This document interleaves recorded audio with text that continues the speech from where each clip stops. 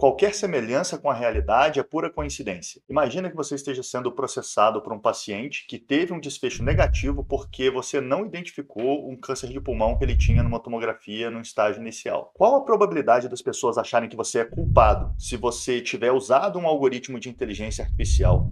E aqui eu tenho dois cenários. O cenário em que a IA discordou de você, ela achava que tinha câncer e você achou que não. E no cenário em que a IA concordou com você, ela achou que não tinha câncer também. E como isso se compara com o cenário em que você não tinha inteligência artificial disponível para ser utilizada? Mas antes de eu te mostrar o resultado desse estudo, que por sinal é bastante interessante, eu queria te propor um experimento.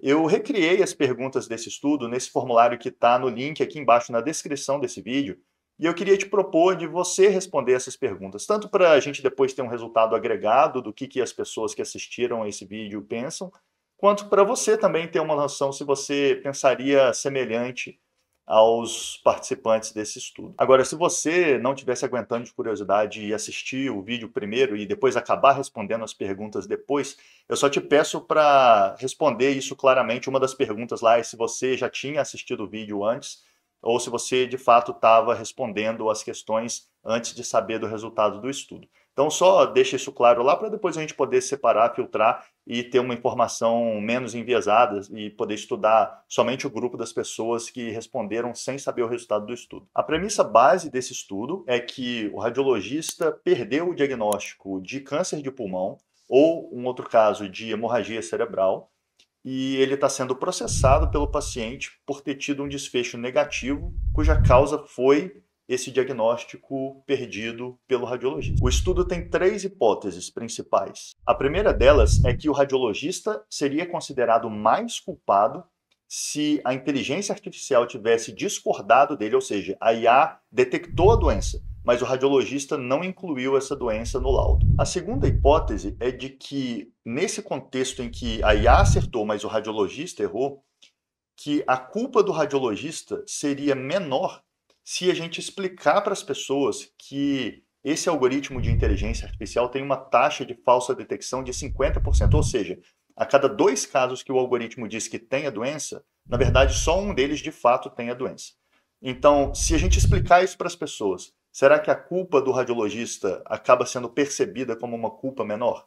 Colocando de outra forma, que é a forma que está no artigo, será que se eu não explicar isso, as pessoas vão achar que a culpa do radiologista é maior? Já a hipótese número 3 é num cenário diferente, é no cenário em que tanto o radiologista perdeu a doença quanto a IA também. Então, tanto o radiologista quanto a IA estavam errados e não detectaram uma doença grave que deveria ter sido detectada. Nesse contexto, será que as pessoas vão perceber o radiologista como sendo menos culpado se a gente explicar para as pessoas que esse algoritmo tem uma taxa de falsa omissão de 1%? Ou seja, a cada 100 casos que o algoritmo disse que não tem doença, na verdade 1% desses casos, né, um caso, ele de fato tinha a doença. Ou seja, o algoritmo ele erra nesse cenário. Então, será que se eu explicar isso para as pessoas vão achar que o radiologista tem uma culpa menor? Ou, colocando da forma inversa, que é a forma que está no trabalho, será que se eu não explicar isso para as pessoas, será que elas vão achar que o radiologista tem uma culpa maior? E se você está curioso para saber o resultado e ainda não respondeu ao questionário, pausa o vídeo aqui agora, vai lá, clica no link, responde e depois volta aqui para você ver o resultado. Os resultados no caso da hemorragia cerebral e no caso do câncer de pulmão foram relativamente parecidos. Só para dar um contexto desse estudo, esse estudo foi feito nos Estados Unidos em várias instituições com mais de 1.600 participantes e lá eles têm um júri que ajuda a opinar para decidir se o radiologista ele é culpado ou não. Então, o resultado desse estudo é com relação à resposta desse júri em relação à culpabilidade do radiologista.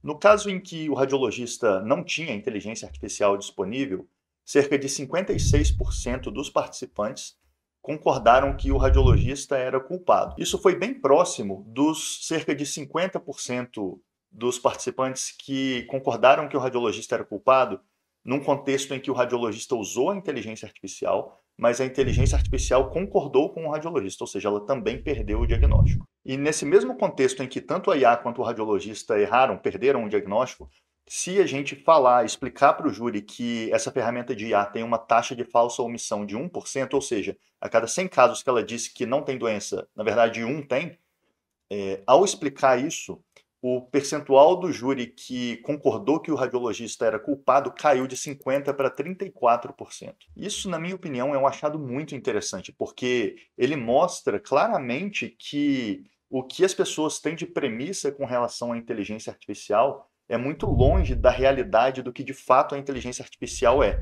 E o fato de você comunicar para as pessoas o que esperar, né, qual é a expectativa que elas deveriam ter em relação a essas ferramentas, elas, nesse caso específico aqui, mudaram muito de opinião. Claro que a gente não sabe se no Brasil isso daqui seria a mesma coisa, porque não necessariamente os pacientes, as pessoas no Brasil vão ter opiniões semelhantes às pessoas dos Estados Unidos, por diferenças culturais e N outras diferenças.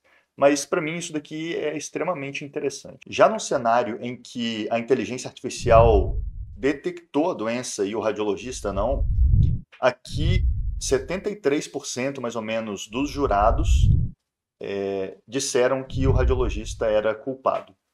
Então, repara como que é muito mais alto do que simplesmente não usar a inteligência artificial, que foi cerca de 56%. Agora, nesse caso em que a inteligência artificial acertou e o radiologista errou, se a gente informar aos jurados da taxa de falsa detecção do algoritmo, né, que é de 50%, a opinião deles muda. A gente cai de 73% culpando o radiologista para 48% dos jurados culpando o radiologista. Isso só reforça mais uma vez aquilo que eu já tinha falado, que as pessoas têm uma percepção diferente do que a inteligência artificial é, do que ela é capaz de fazer. E quando a gente alinha as expectativas, a gente percebe nitidamente que a opinião das pessoas muda. Algumas coisas me chamaram a atenção nesse estudo. A primeira delas é que o fato de você concordar com a inteligência artificial não reduz o seu risco, né, nesse caso em que houve uma consequência negativa para o paciente.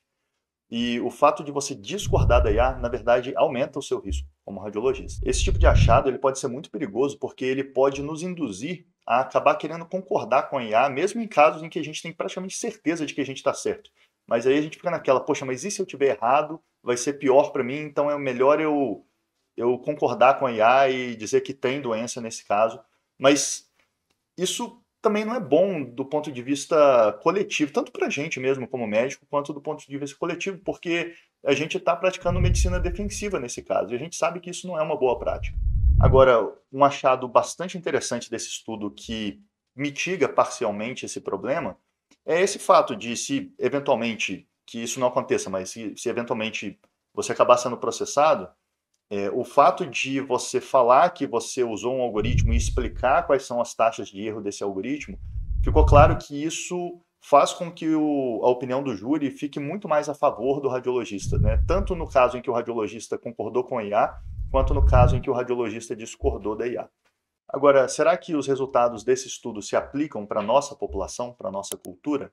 O que você acha disso? Deixa aqui nos comentários a sua opinião com relação a isso. Se você achou esse vídeo interessante, você provavelmente vai gostar desse outro aqui também.